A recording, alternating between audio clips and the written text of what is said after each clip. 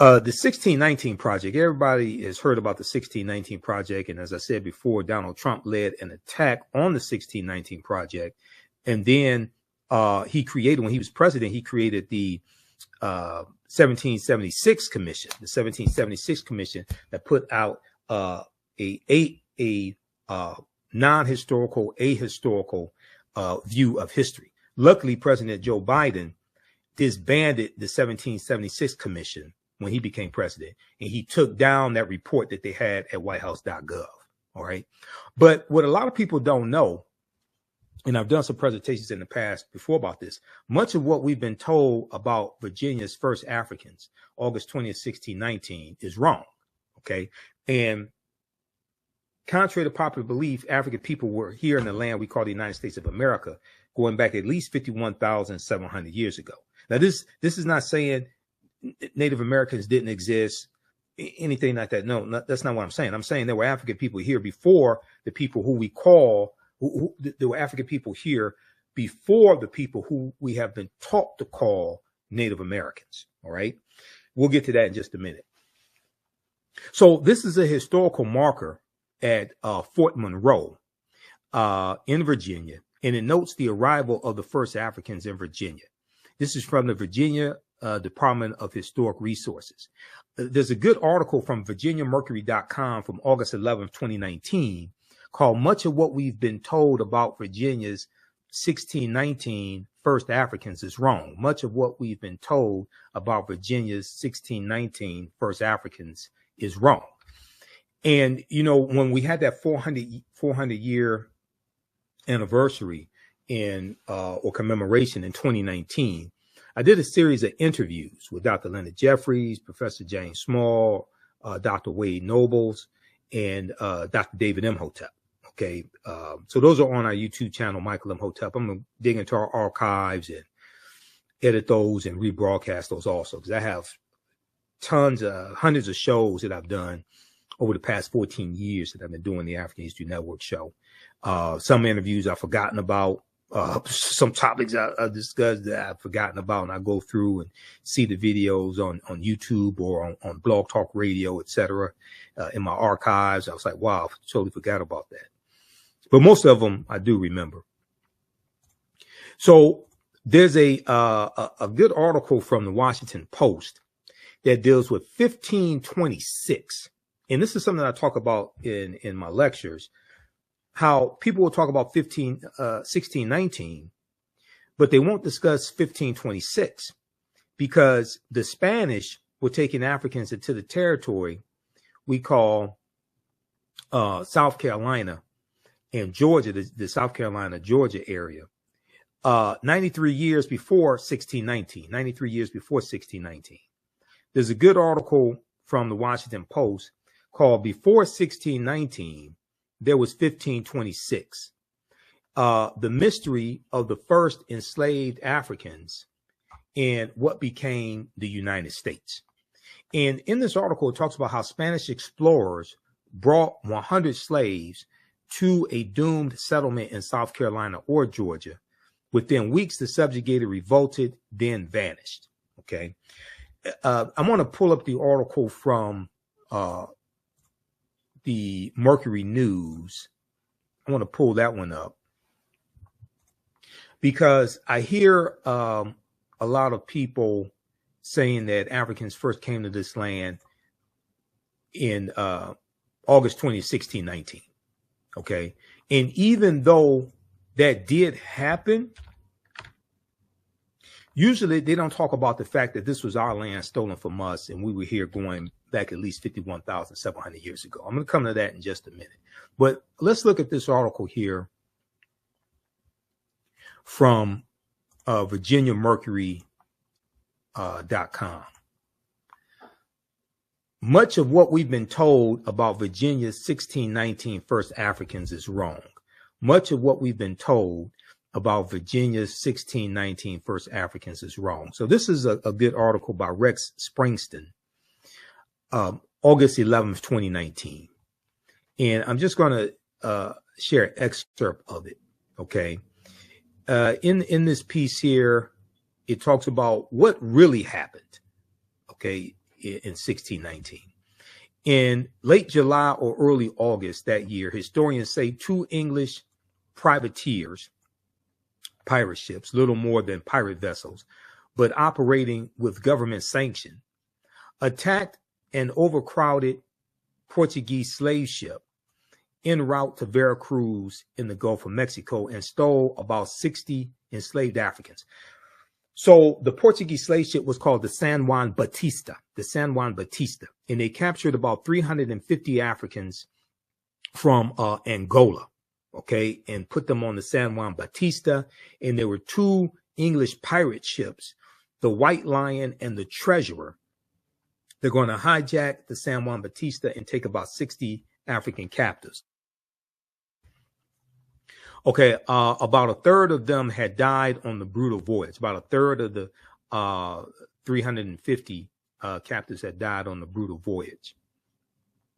In late August, one of the English ships, the White Lion, Lion, the White Lion, showed up at Point Comfort at the mouth of the James River in present-day Hampton, Virginia, and sold perhaps 30 Africans for desperately needed supplies. So it would say 20 and some odd. So around 20, maybe 30, but 20 and some odd Africans. Was that the beginning of slavery in the New World? No. Historians say the Spanish had enslaved Africans in present-day Latin America for more than a century. The beginning of slavery in what became the U.S. Was this the beginning of slavery in what became the U.S.? No. The Spanish took enslaved Africans to a settlement in the present-day Carolinas in 1526. Okay, the Georgia, South Carolina area in 1526, as I just stated. That's 93 years before 1619. These African slaves rebelled and the settlement failed. Also, the Spanish took African slaves to St. Augustine, Florida, which, unlike the Jamestown colony in Virginia, still thrives. That was in 1565. Okay. And we know that you had Africans being taken into Bermuda in 1616, which was an English colony. It turns out that enslaved Africans were taken to English-controlled Bermuda, part of North America, in 1616. So that's 3 years before, even though that's not part of the contiguous United States, but that was an English colony. That's 3 years before 1619. Okay, so read the rest of this article as well, and we deal with this in the class. Much of what we've been told about Virginia's 1619 first Africans is wrong. The other thing that a lot of people don't understand is that codified slave laws did not exist in any of the 13 colonies, or what would become the 13 colonies, in 1619. Okay, codified slave laws didn't exist then. If you look at one of the books we use in the class is Before the Mayflower by Lerone Bennett Jr. And I think I have it in this presentation here, the page 40 from the 6th edition of Before the Mayflower. And if I don't have it, I'll pull it up. Let me see here. Where is that? Okay, it's later in the presentation right here. This is from page 40 of Before the Mayflower by Lerone Bennett Jr. Okay, and then you have to understand Bacon's Rebellion also to understand this, and we deal with Bacon's Rebellion in the class as well. And actually, let me show you this here. Okay, I have it. I forgot that I have I scanned this and have the PDF. So this is what I show you in class. I'll show you. I'm gonna zoom in. I'll go through this again. I'm gonna zoom in on this. Okay, so you should be able to see this better. Sorry about that. Okay, so this is from page 40 of Before the Mayflower by Lerone Bennett Jr., 6th edition. Okay.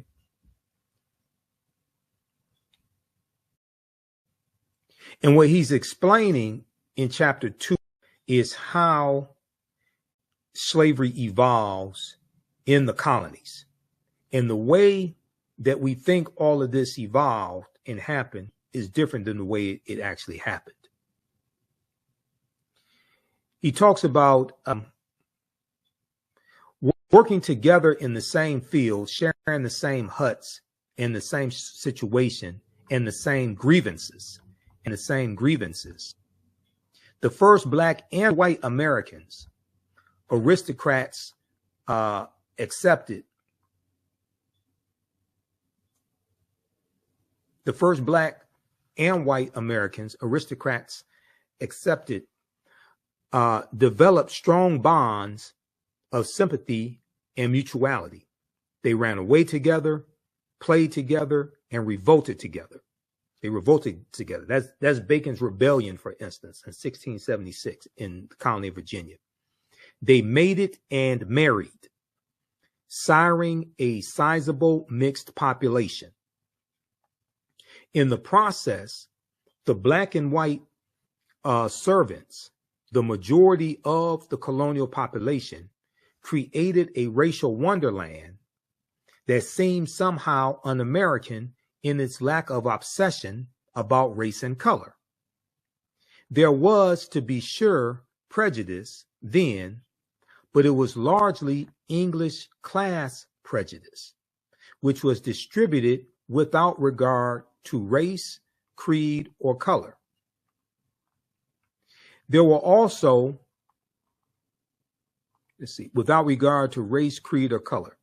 There were also, needless to say, prejudiced individuals in the colony, but this is a fundamental difference between prejudice and racism. Their personal quirks and obsessions were not focused and directed by the organized will of a community. So racism is a system of advantage and privilege distributed based upon race, coming out of the ideology of European white supremacy. Racism occurs when one race of people control the majority of the wealth, power, resources, benefits, privileges, land, access to education, access to opportunity, jobs, etc. And they use that to marginalize, subordinate, and do harm to another race of people by encoding that into the laws, into the legal systems, etc. This is racism. Racism is a system of advantage and privilege distributed based upon race. That's different than prejudice. That's different than somebody having a predisposition to people based upon race, creed, or color, or not liking people, or bigotry, not liking people because of their race or ethnicity or something like that. Racism is a power structure. Racism is encoded into the laws and policies. Okay, so let's go back to this page 40 of Before the Mayflower. Their personal quirks and obsessions were not focused and directed by the organized will of a community. The basic division at that juncture was between servants and free people. The basic division at that juncture was between servants and free people, and there were whites and blacks on both sides of the line of servants and free people. Of all the improbable aspects of this situation, the oddest to many blacks and whites is that white people did not seem to know that they were white. It appears from surviving evidence that the first white colonists had no conception of themselves as white people. The legal documents identified whites as Englishmen and or Christians. Englishmen and or Christians. The word white, with this burden of arrogance and biological pride, developed late in the century, late in the 17th century, late in the 1600s, as a direct result of slavery. and the organized debasement of blacks. So this is going to be after Bacon's rebellion of 1676. The same point can be made from the other side of the line. For a long time in colonial America, there was no legal name to focus white anxiety. The first blacks were called blackamoors, Moors, Negers, and Negars, Negers, Negers, and Negars, Negars, okay? Blackamoors and Moors, Moors. The word negro, a Spanish and Portuguese term for black, did not come into general use in Virginia until the latter part of the 17th century, the 1600s. Okay. All right. So read this. This is from page 40, Before the Mayflower, 6th edition by Lerone Bennett Jr. Okay. So what he's talking about, then you have the Virginia Slave Codes of 1705, right? Virginia Slave Codes of 1705. In section 4 of the Virginia Slave Codes makes a distinction between Moors and Negroes. The Virginia Slave Codes of 1705. When we look quickly here at Bacon's Rebellion, there's a good article from the History Channel on this. And it deals with, and I've talked about this in my classes as well, it deals with them burning down the town of Jamestown, Virginia. So if you look at this article here, why America's first colonial rebels burned Jamestown to the ground. How many people know this history? Why America's first colonial rebels burned Jamestown, Virginia to the ground. Bacon's rebellion was triggered when a grab for Native American lands was denied. This is from October 10th, 2023. It was updated, originally August 2nd, 2019, by Aaron Blakemore for history.com. Excellent article. Okay. And here's a depiction of them burning Jamestown, Virginia to the ground right here. Okay, so very briefly here. A lot of people in this group have shot. Okay, so very briefly here. I'm going to skip over some of this. It talks about Nathaniel Bacon. So long story short, what was happening is you had the tobacco plantations in the colony of Virginia, and the white indentured servants and the African and the enslaved Africans, they were both being exploited by the same people. Okay, and the poor whites, all of this, they were both being exploited by the wealthy plantation owners. At the time, wealthy settlers had built profitable tobacco plantations and used their crops to pay high colonial taxes.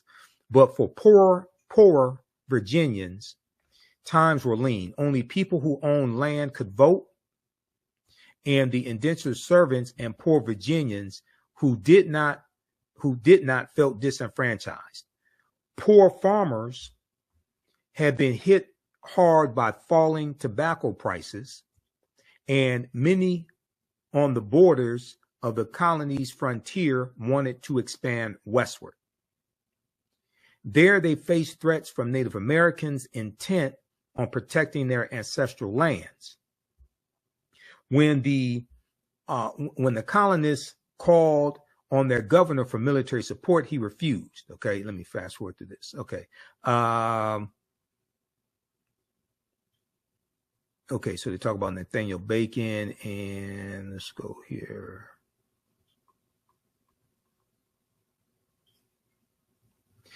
Bacon declared a rebel by Virginia governor.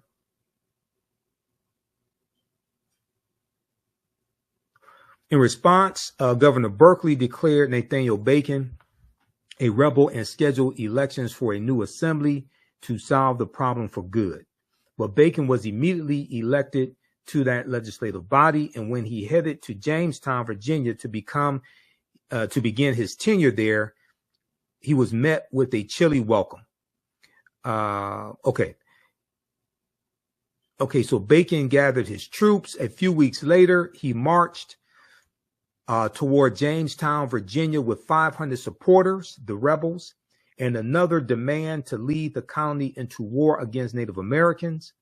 As Nathaniel Bacon's men stood off with Governor Berkeley's men, the governor opened his shirt and showed Bacon his bare chest. Quote, "Here, shoot me," yelled Governor Berkeley, daring Nathaniel Bacon to shoot. Instead, let me see, what the hell, where did that go? Okay, instead, Nathaniel Bacon retreated, traveling throughout Virginia, recruiting other disgruntled rebels. Let's see here. Okay. In response, Nathaniel Bacon and his men rushed into Jamestown, Virginia, burning and pillaging as they went. On the night of September 19th, they torched the entire town, burning it to the ground. This is the entire town of Jamestown, Virginia. On the night of September 19th, they torched the entire town, burning it to the ground. As the embattled governor fled, Nathaniel Bacon's supporters terrorized what remained of the town and the governor's supporters. Okay. Now, I don't know if this was the inspiration for the song, the roof is on fire. We don't need no water. You know, you remember that song? I don't know if Bacon's rebellion and them burning down the town of Jamestown, Virginia was the inspiration for that. Maybe it was. I don't know. Okay. But what's going to happen is this is going to cause a drastic shift in the history that we still feel today. How Bacon's rebellion planted the seeds of race-based slavery. In the aftermath of the rebellion, white planters reacted with alarm to the anger they had seen among the Black Virginians who had joined Bacon's rebellion, because they realized the white indentured servants, poor whites, enslaved African Americans, free African Americans, they all realized that they were being oppressed by the same people, the wealthy elite there in Virginia, the tobacco plantation owners. They realized they had a common enemy, and they all united against their common enemy. Quote, "The planters had not been able to control this rowdy labor force of servants and slaves," end quote, historian Ira Berlin told PBS.org, Public Broadcasting System. But soon after Bacon's rebellion, they increasingly distinguished between people of African descent and people of European descent. They enact laws which say that people of African descent are hereditary slaves. So it's going to be after Bacon's rebellion that they're going to institute what we call chattel slavery, in that you are enslaved for perpetuity. Prior to that, as I stated earlier, codified slave laws didn't come into existence until 1641 in colony of Massachusetts. Okay, and then other colonies are going to adopt it. You know, and prior to that, you were an indentured servant for 3 to 5 years, something of that nature, right? So this whole thing is going to evolve. Bacon's rebellion is going to expedite this, and it's going to cause a shift. And then you're going to have the Virginia Slave Codes of 1705. Okay, now planters feared that their white indentured servants could do.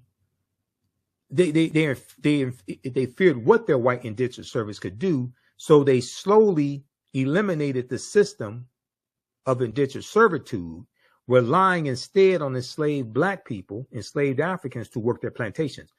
Also, in about 1680 in England, the economy in England improves. So there is a declining amount of people willing to come to the colonies to enter into indentured servitude as well. So you start having a labor shortage. Okay. So now they're shifting more towards African people for slave labor, and they're developing more laws surrounding slavery. Planters feared what their white indentured servants could do, so they slowly eliminated the system of indentured servitude, relying instead on enslaved African people to work their plantations. Backlash from Bacon's rebellion is credited with helping kick off the racial distinctions that defined the colonies and the United States that followed. And we're still dealing with the consequences of the backlash to Bacon's rebellion to this day. Okay, read the rest of this article here. Okay, why America's first colonial rebels burned Jamestown to the ground. Okay, this was Bacon's rebellion. The article could be subtitled "The roof is on fire," you know, but I guess they didn't want to. I guess they didn't like that title. I told them that's what you should call it, but I guess they didn't like that. So it is what it is. Okay. All right. How's everybody doing? Give us a thumbs up, give us a heart, give us a like on this broadcast. You can register for this 12-week online history course that I teach at our web. You can register at our website, AfricanHistoryNetwork.com. We do with thousands of years of history and what leads up to the transatlantic slave trade taking place. And then we go through and analyze the transatlantic slave trade as well. It's called Ancient Kemet, the Moors, and the Ma'afa, Understanding the Transatlantic Slave Trade, what they didn't teach you in school. Class number 1 starts Saturday, November 4th, 2024, 4 p.m. Eastern Standard Time. So we do the classes live. All the sessions are archived and recorded. You can go back and watch it anytime. Okay. Click right here to register here for it. You can use this content with your children as well. I would say it's PG-13. It's not overly graphic. We won't do a lot of cursing, anything like that. It's interactive. You can ask questions. We have a live text chat.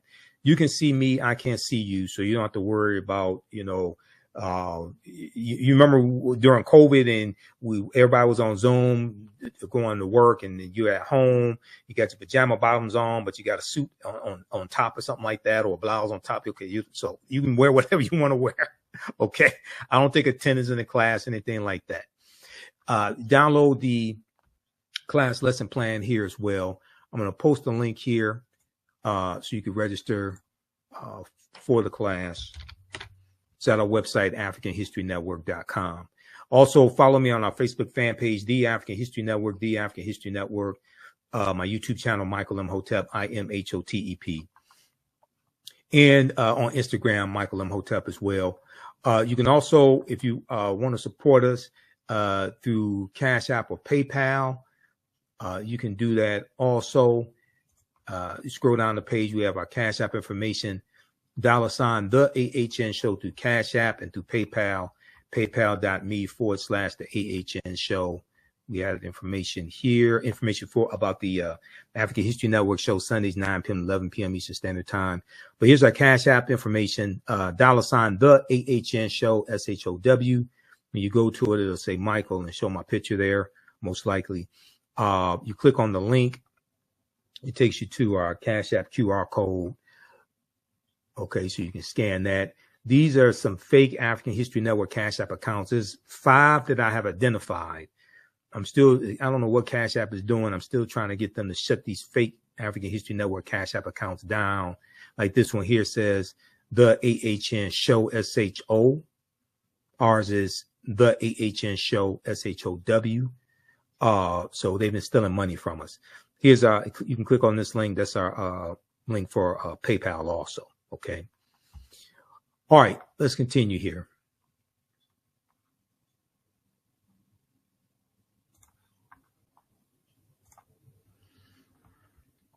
Let me go back to the PowerPoint presentation.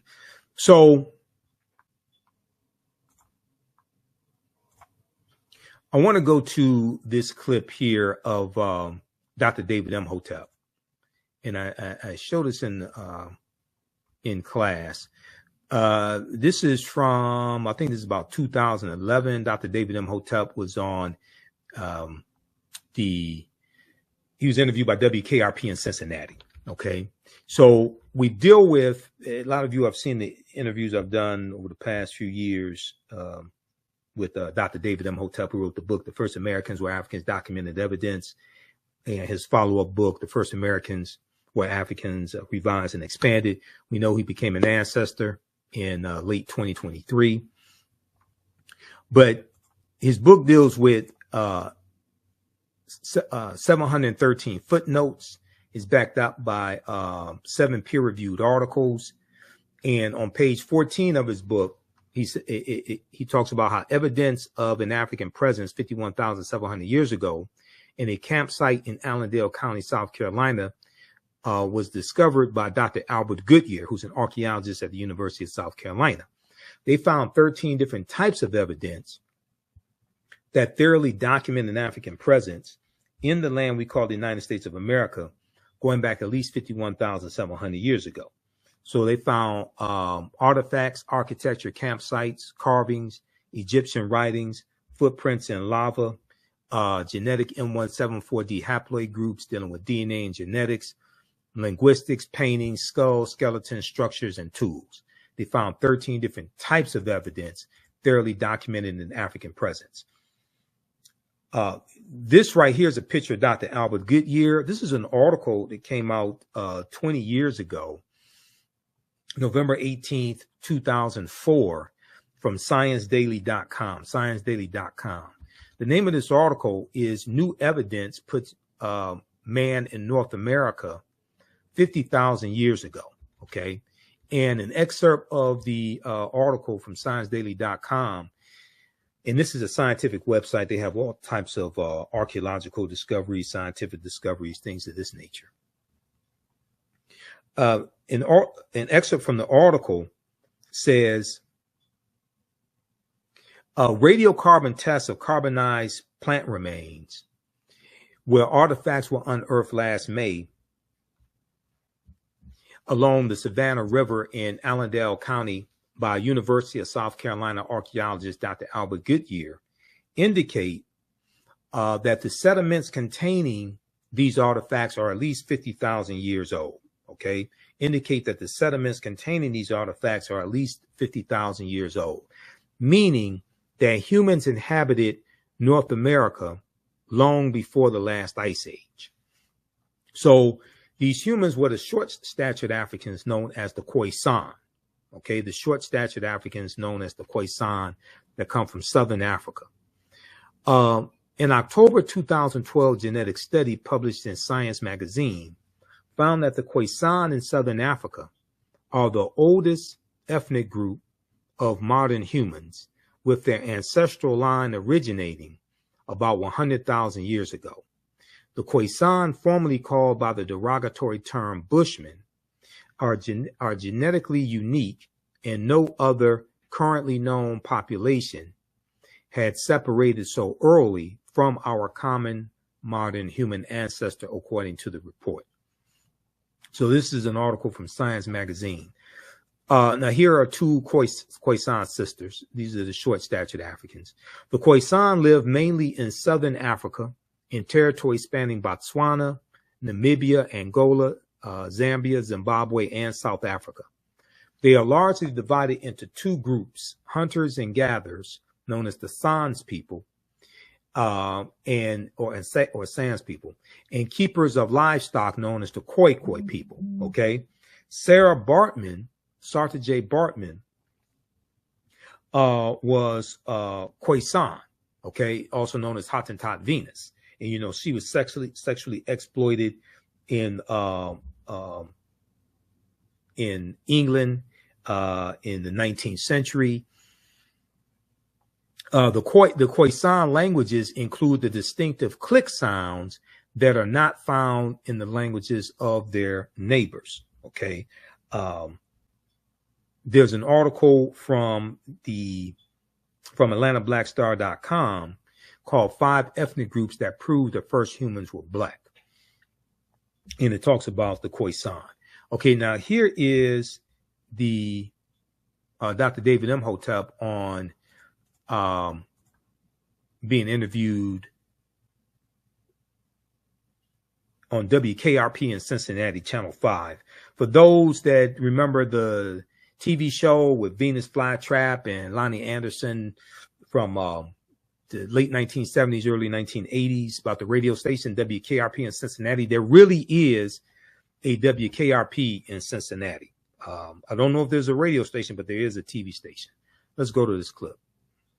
Wow, and we should say we have a picture of the book too. It's The First Americans Were Africans, and we were talking about Dr. Ivan Van Sertima because I remember back in the 1980s, my dad took me to hear him. He came here to Cincinnati, and his book was They Came Before Columbus, and he talked about how Africans were here. He had a lot of, great research information, and so it was just kind of eye-opening. But we haven't heard a lot about that recently. So tell us how you got involved here. I'm showing that Africans not only came before Columbus, they came before. Wow, and we should say we have a picture of the book too. It's The First Americans Were Africans, and we were talking about Dr. Ivan Van Sertima because I remember back in the 1980s, my dad took me to hear him. He came here to Cincinnati, and his book was They Came Before Columbus, and he talked about how Africans were here. He had a lot of, great research information, and so it was just kind of eye-opening. But we haven't heard a lot about that recently. So tell us how you got involved here. I'm showing that Africans not only came before Columbus, they came before the Indians. So you're going even farther back. I'm going farther back, at least 56,000 years old. Okay, now we've got a graphic up here about 130,000 years ago. Yeah, well, they sailed over here. And when I lecture, people say, well, wait a minute, humans weren't sailing, let alone they were boating 130,000 years ago. And I beg to differ. Last year, New York Times quoted the BBC, and they wrote an article on how in Crete they have found a stone industry of stone tools dating back to at least 130,000 years. And Crete has been an island in the middle of the Mediterranean for 5 million years. So they had to sail, and it was a continuous civilization, which means they were going back and forth. They knew how to navigate. So if they got to Crete 130,000 years ago, it's easy 70,000 years later that they could make it to the Americas at 56,000 years ago. Right. That's really, now how did you even get back to this research? This is just, did you start by reading They Came Before Columbus, and then you expanded on that research? Yes. You see, 36 years ago, Dr. Van Sertima's book came out, and this information is piled on for 36 years. So many different things, so many cutting-edge articles and things have been found since then. Yeah, and what's the reaction you get when you talk about how Africans came here even before Native Americans? People are amazed. They're shocked. They're shocked. First come shocks, and then they're smiling, and some frown, of course. And then, and what about the school systems? Because, have we gotten this information to the educational system? Not yet. The book has only been out for a month and a half. And what kind of feedback are you getting though when you go around and talk about this? I'm assuming you're doing lectures around the country. Yeah, well, I always bring my peer-reviewed articos. Okay. Because my thesis, which is the same as my title, The First Americans Were Africans, is backed up by 7, soon to be 8 peer-reviewed journal articles, which is the height of academia. Wow. And so you've got credibility. People can see this research. What do you think? Do you think this is going to change history at all? Well, for hundreds of years in Europe, people thought the world was flat, and it took a while for them to be able to say the world was round in order to go out there and navigate and see that it was indeed round. So it's going to take a little while for them to get around this, but it will happen. And so what part of Africa were the Africans from who came to Brazil? Well, the DNA, the Genome Project found that the earliest ones, the ones that they found in Tierra del Fuego, in the very tip of South America, in 1874, 1876, were the short Africans, the Khoisan, who spoke with clicks like that. The gods must be crazy that a movie on Yeah, that. I remember that. Yeah. Yes. So they have About the Coca-Cola bottle that fell in. Yeah. Yes, they have the oldest DNA and the oldest language on the planet, and they were all over. Oh, wow. All over all three Americas, as well as Asia. Well, have they done any DNA tests in Brazil to see that? Yes, they have. The Genome Project went all around the world. There are 100,000 people participated. Wow. Taking DNA swabs. And so first we know that it's possible to get over here by canoe. And second of all, the DNA from that group of Africans is in Brazil. The most important thing, not to forget, to ask me, well, I will tell you that, where do the Native Americans come from? Well, we've always been taught that they came across the Bering Straits from Asia. This is true, but they did not come until 3000 BC. There is no evidence of them coming before 3000 BC. So for 53,000 years, there were nothing but Africans in North, Central, and South America. Wow. When they come over 3000 BC, those two groups, the Africans and the Mongolians, get together, the Asians, get together, and their children are the Native Americans. Wow. This is why the Native Americans do not look Chinese. They are a little different than Chinese. Right. Oh, that's, you know what? I mean, we need to learn. It makes a lot of sense, yes. Dr. Imhotep, and we need to learn our history. All right. So that's an excerpt of that interview. And I interviewed Dr. David Imhotep, I think about 13 times on the African History Network show. Okay, so as I said in the beginning, there's a concerted effort to suppress the teaching of certain types of history in school. History of slavery, civil rights movement, different aspects of African American history, etc. And this is part of Project 2025 to attack diversity, equity, and inclusion, to dismantle the Department of Education. Chapter 18 deals with dismantling the Department of Education. I've actually been on some panels recently talking about Project 2025. So there was on October 18th, 2024, Donald Trump was on Fox and Friends, okay? And he's talking about dismantling the Department of Education. I'm going to show you this clip because I put together a video dealing with this. And it's important for people to understand Project 2025 is let me just show you this here, and I'm going to show you this clip, okay? It's from the Heritage Foundation, okay? I was talking about Project 2025 in 2023 because I found out about it in September, at least by September 2023 on Ali Velsh's show on MSNBC, okay? And then I went back and looked, and I saw some clips going back even to August of them talking about Project 2025. I saw those as well. But I definitely remember September 2023. And he was talking about the Heritage Foundation. I already knew about the Heritage Foundation and Paul Weyrich, who co-founded the Heritage Foundation in 1973. He founded the Heritage Foundation in 1973. But Project 2025 is called Mandate for Leadership, the Conservative Promise. Mandate for Leadership, the Conservative Promise. It was released in April 2023 by the Heritage Foundation. Okay. For a lot of people, this was the first that they heard about the Heritage Foundation. And this was the first that they heard about Mandate for Leadership. The Heritage Foundation has been issuing Mandate for Leadership going back to 1981. Now, this website is from the Heritage Foundation. Just so you know, you can scroll all the way to down to the bottom at project2025.org. It tells you copyright the Heritage Foundation 2023-2024. Okay. So the Heritage Foundation has been issuing their Mandate for Leadership going back to 1981 and for the Reagan administration. And they talk about how the Reagan administration adopted 64% of the policies that they of the policy proposals that they made. That is on page, I think, 885 of Project 2025, and let me switch over, because when you go to this website, you can actually download a PDF of Project 2025.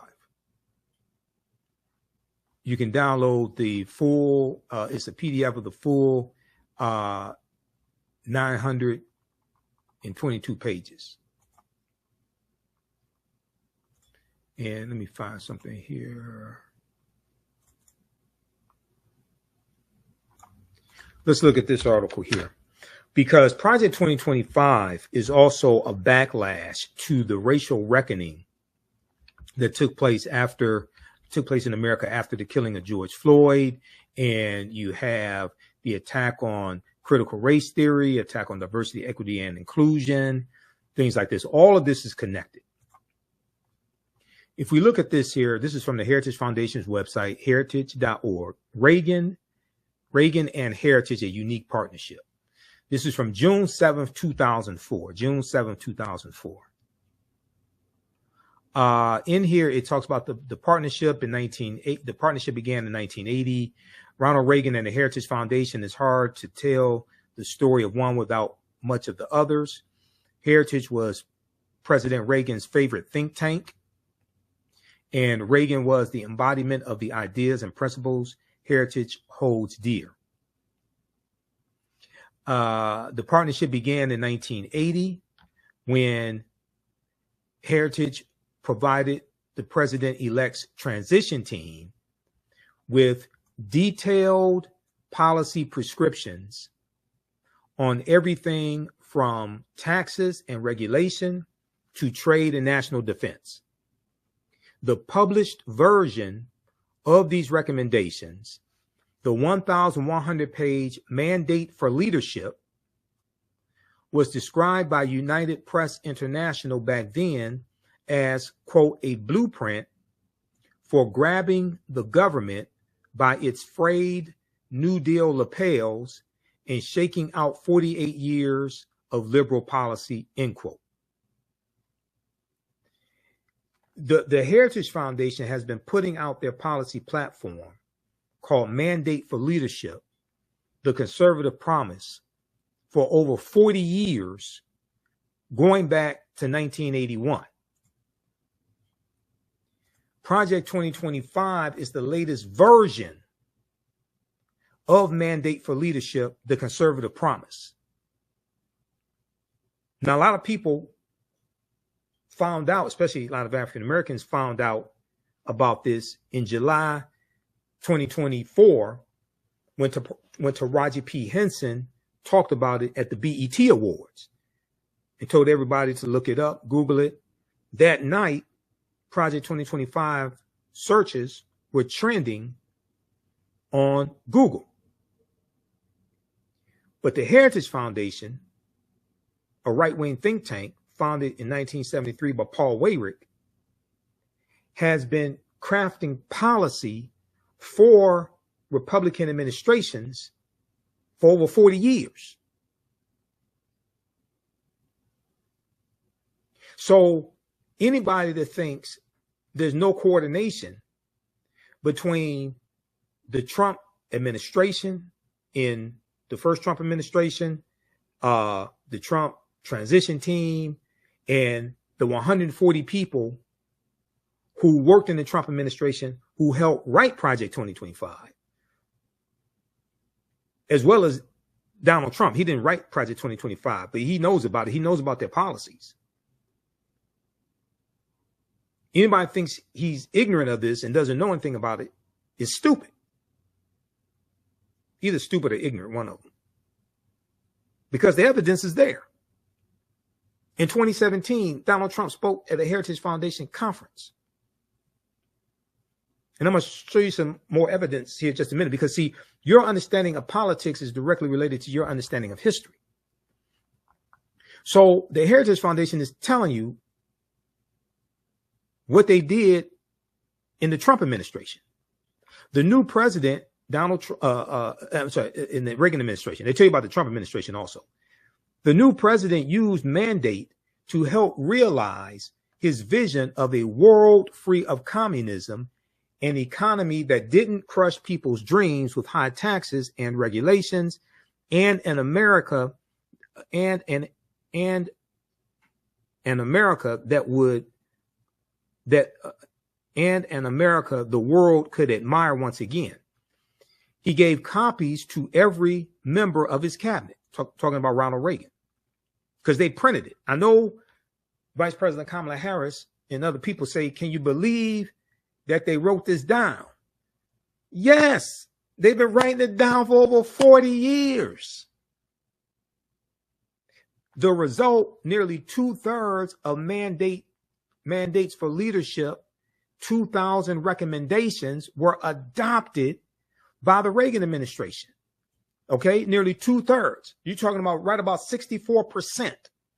Because in one part of Project 2025, they tell you 64% of the 2,000 policy recommendations from the Heritage Foundation and Mandate for Leadership, the Conservative Promise, were adopted by the Reagan administration in Reagan's first term in office.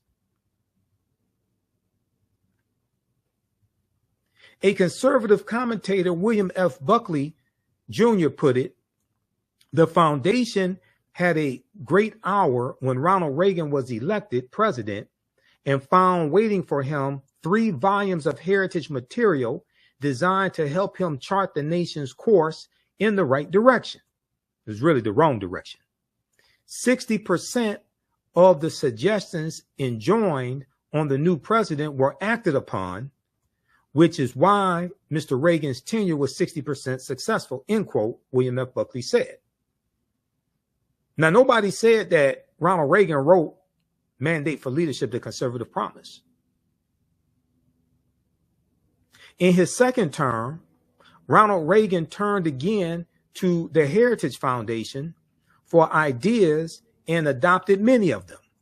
He recited 22 specific proposals from Mandate for Leadership 2 in his second inaugural address in 1985, prompting the New York Times to say, quote, while the wording of the president's speech and the foundation's document were different, many of the proposals were strikingly similar.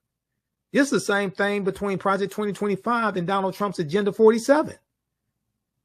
Many of the proposals are strikingly similar. Nobody said Ronald Reagan wrote Mandate for Leadership 2, but he adopted many of those policies. He adopted in his first term, about 64% of those policies. Okay, so read the rest of this here. This is for all the people that don't understand this background history. And then they give you a timeline of history and coordination between Ronald Reagan and the Heritage Foundation. This is at the Heritage Foundation's website. So support the African History Network. Visit our website, AfricanHistoryNetwork.com. $ the AHN show through Cash App. When you scroll down the page, you can support us. This helps us keep doing the research, pay the bills, pay when I have to travel, because I'm in Washington, D.C. right now. It was Roland Martin's live election night coverage last night. And we were on for 7:30 a.m., 7:30 p.m. to about 3 a.m. Wednesday morning.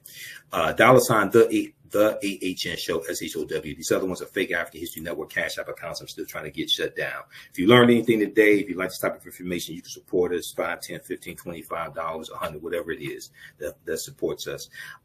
Here's the QR code here. Here's the link for PayPal, and register for my new 12-week online history class. Starts up Saturday, November 9th, 2024, 4 p.m. Eastern Standard Time. Ancient Kemet, one of the original names for Egypt, the Moors, and the Ma'afa, understanding the transatlantic slave trade. We deal with thousands of years of history and what leads up to the transatlantic slave trade taking place. And you can download the lesson plan right here. I do a PowerPoint presentation. We have book references, articles, video clips, over 200 slides, 800 to 100 articles we reference. I'll show you everything on the screen, even the excerpts of books, so you don't have to buy any of these books to follow along in class, but you can if you want to. And we have show you extras with interviews I've done from historians like Professor Janie Small, Professor Kabahai Waka Kamene, Tony Browder, Runoko Rashidi, and more. All right, remember, right now is correct wrong behavior. It's not over till we win. Wakanda forever. And we'll talk to you next time. Peace. Thanks for tuning in. we're going to get through this. These next 4 years are going to be hard. The House of Representatives, Democrats may take the House if we'll see they're still tabulating. If they take the House, Hakeem Jeffries is going to be the Speaker of the House of Representatives, first African-American Speaker of the House of Representatives. That means Democrats will be able to block bills that harmful bills that Republicans are trying to get passed and signed into law, because they can block them in the House. But this is a devastating result. And a lot of these people that think Trump is going to be good for the economy, he's going to tank the economy. He's going to tank the economy because he didn't build a good economy the last time. Right now, it's correct, wrong.